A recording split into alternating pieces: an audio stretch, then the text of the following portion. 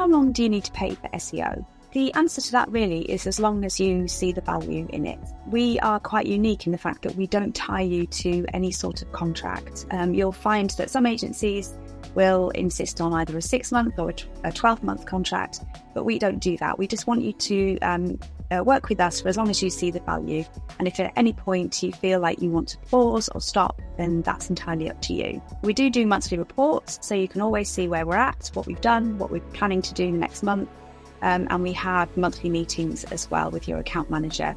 So you can always discuss any issues with them at that point. We work on a monthly rolling contract. So as long as you tell us that you want to stop before the renewal date, then we can stop that for you. We can pause and we can regroup and come back at another time. And we have been working with some clients for a really long time. Once you have the initial 6 months or the initial year and you start to see results, then there's always so much more we can do to keep the SEO process going, creating new content, improving ranking for what's already there.